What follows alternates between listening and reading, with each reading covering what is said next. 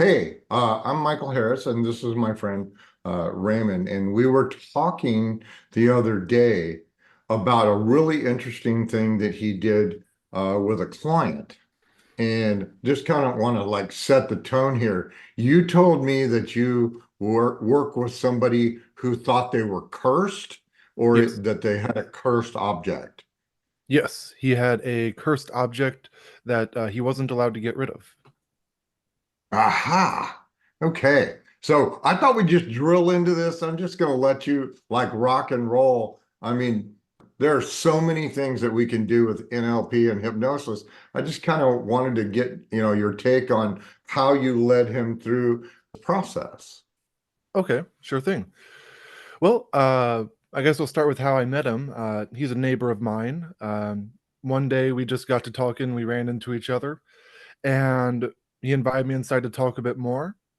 Eventually, he started telling me about some really personal stuff. The main one being that his last girlfriend or one previous, they were both into paganism. And it was a messy breakup, lots of bad feelings both sides. And then a few weeks later, he got something on his doorstep, and it was something like a jar and a cursed painting. And I Mm, forget the details, but he said the way it works is he must get rid of the jar, but he's not allowed to get rid of the other item. He has to mm, keep that. He can't destroy it. He can't sell it. I think he could give it away, but I think that also passes the curse. I'm not 100% sure on mm, the mechanics of it. And it was just a fucked up painting. Like it had all kinds of bad vibes to it. Like I've got some, you can't really see them, but I've got some macabre decoration. I'm into that stuff. I was in the punk scene for a while. I wouldn't want this painting in my house. It had all kinds of bad vibes on it. It was like The Scream, if you know that painting, but worse and with like blues and purples and indigos. It was all kinds of bad. And so he showed it to me, and I asked him about, you know, what he needed, like what he wanted to prevent happening by keeping it. And basically, it was just a curse. I don't know if it was general bad luck or what it was. mhm, So I just went through the process of kind of teaching him how his unconscious mind was holding on to everything, including the pain, and not just the lesson to learn from the pain. And so I did some mhm, visualizations with that. I liked one where he's holding just a giant bunch of papers when instead he needs just the one paper. So I helped him find that. mhm, I did a bit of discrediting on her end, just saying something about how I doubt she actually believed in the paganism because of some of the stuff he told me, and how she was just using it as a cudgel.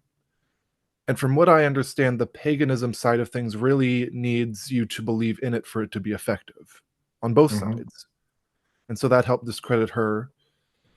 And along with that, I just tried to put forward a lot of ideas of safety moving forward. I was trying to instill some ideas of safety, growing, moving past, and just a lot of general ideas of you can move past this. The curse is about learning more than it is about forcing you to keep something. I think was kind of an mhm. undertone I was trying to imply there. And Cool. so this was months and months and months ago. And recently I ran into him again. And he told me that, you know, we had our talk, he felt a lot better. And a week after our discussion, I didn't even put him into full hypnosis. I was just using some NLP strategies I knew about. A week afterwards, he got rid of the painting with no ill side effects. And he no longer ruminates on that past relationship.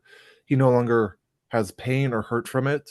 And he specifically told me that he feels that he's learned a lot from it. And so I was able to remove the negative connotations from that bad breakup to help him heal and grow further as a person. Outstanding. Yeah, I wanted to share this with with the listeners. And I agree with you that really the way curses work is if if the person believes in them, and they can have like fairly profound physical and psychological repercussions and stuff.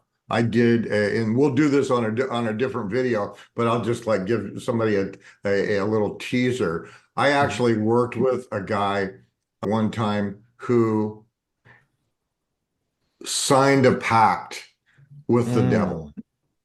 Oh, wow. And yeah, and he believed it, and it was true, and he was cursed, and he was going to die, and he had a lot of physiological problems, including cancer, and he absolutely believed that it was a result of this agreement that he made. And it wasn't a 3-minute conversation. I worked with him a couple of times, but Yeah.